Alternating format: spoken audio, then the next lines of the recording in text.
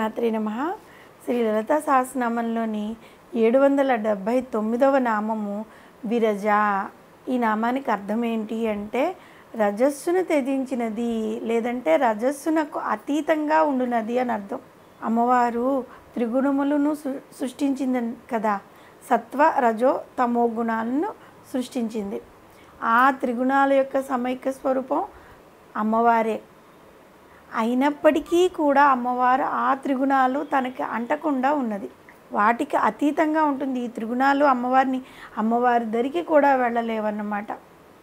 ఈ త్రిగుణాల్లో రజోగుణం అన్నది ఉంది కదా, ఈ సర్వ పాపాలకి మూల కారణం రజోగుణమే.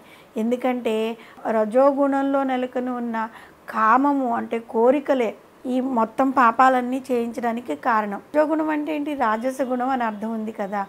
నేను చేస్తున్నాను అనే అహంకారం ఉంటుంది. ఆ అహంకారం కనబడే ప్రాపంచిక విషయాల పట్ల ఆసక్తి కలిగిన వారు ఉంటారు కదా, ఎక్కువగా ఆ రజోగుణ లక్షణం కలవారనమాట. మనం ఒక పని చేయటం మొదలుపెట్టిన మరుక్షణం ఈ రజోగుణం మొదలవుతుంది. ఒకసారి రజోగుణం రాగానే మనం ఏదో ఒకటి చేయాలనుకుంటూ ఉంటాము. ఏదో ఒకటి చేయటం పెట్టినప్పుడు అవగాహన, వివేకం అవి గనక లేకపోతే సమస్య వస్తుంది కదా. ఈ రజోగుణం యొక్క లక్షణం ఏ విధంగా ఉంటుంది అంటే, అది బాగున్నంత వరకు బాగుంటుంది.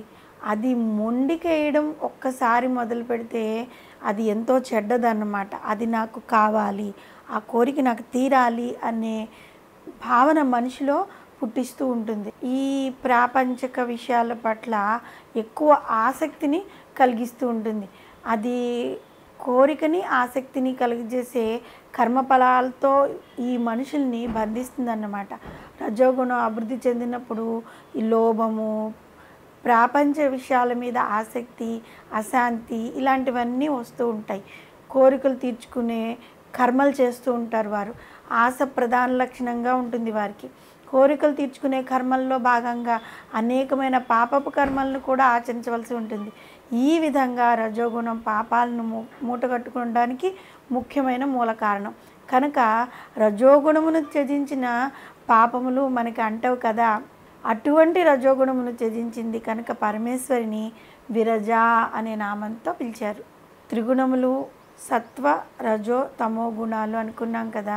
ముఖ్యంగా జీవులు వారిలో ఉన్న తమోగుణ లక్షణాన్ని పూర్తిగా వీడే ప్రాపంచికమైన కోరికలను త్యజించడం ద్వారా రజోగుణం నుంచి సత్వగుణంలోకి ప్రవేశిస్తూ ఉంటారు. పరమేశ్వరి ఈ సత్వగుణం నుండి కూడా పైన ఉన్న శుద్ధ సత్వస్థితిలో ఉంటుంది. జీవుడు తాను చేసిన పాపములు అనే కర్మబంధములను అనుభవిస్తూ మలిన దోషములు ఉంటే పవిత్రమైన పరబ్రహ్మ స్వరూపమైన తల్లిని పూజించడం వల్ల కొంతవరకు ఆ పాపకర్మ తగ్గిపోతూ ఉంటుందన్నమాట. అమ్మవారు ఎటువంటి పాపముల చేత అంటబడకుండా విరజ అనే స్థితిలో ఉంటూ ఉంటారు. త్రిగుణములైన సత్వ రజో తమో గుణముల కలయిక మరియు చతుర్దంశ భువనముల పర్యంతం విస్తరించి ఉన్న కూడా వీసమెత్తైన గర్వము, ధర్మము, దర్పము త్రిగుణములైన సత్వ రజ తమోగుణ భూయిష్టమైన చతుర్దశ భువనముల పర్యంతము విస్తరించి ఉన్నా కూడా వీసవెత్తైన గర్వము, దర్పము, అహంకారం లేని శుద్ధ సత్వస్వరూపమే జగన్మాత. కాబట్టే విరజ అని అమ్మవారిని పిలిచారు. ఇంకా బ్రహ్మాండ పురాణంలో ఏముందంటే, విరజే విరజే మాత బ్రహ్మణ సంప్రతిష్ఠిత యస్యాహ సందర్శనాత్ మధ్యపూనాత్మ సప్తమం కులం అని. విరజాక్షేత్రంలో విరజామాత బ్రహ్మచేత ప్రతిష్ఠింపబడిందట. ఆమెను దర్శించడానికి 7 తరములు తరిస్తాయి. ఆ అమ్మవారిని కనుక మనం దర్శించుకుంటే 7 తరాలు తరించిపోతాయట అని బ్రహ్మాండ పురాణంలో చెప్పబడి ఉంది. ఎక్కడ ఉందంటే ఈ విరజాక్షేత్రము పూర్వము ఉత్కళా దేశంగా పిలువబడిన ఇప్పుడు ఒరిస్సా రాష్ట్రంలో అనమాట. ఒరిస్సా రాష్ట్రంలో వైతరణి నదీ తీరాన జాజ్పూర్ గ్రామంలో ఈ క్షేత్రం ఉంది. ఆ తల్లిని జగద్గురువులు ఆదిశంకర్లు ఓడ్వాణే గిరిజాదేవి అని స్తుతించారు. అక్కడ స్థానిక ప్రజలు అమ్మవారిని బిరజాదేవి అని, విరజాదేవి అనే నామాలతో పూజిస్తూ ఉన్నారు. ఈ పీఠము అష్టాదశ శక్తి పీఠాల్లో ఒకటి. జగన్మాత ఈ క్షేత్రంలో మహిషాసురమర్దినిగా అవతరించి ఉందన్నమాట. ఈ క్షేత్రంలో సతీదేవి యొక్క నాభిస్థానం పడిందని అంటూ ఉంటారు.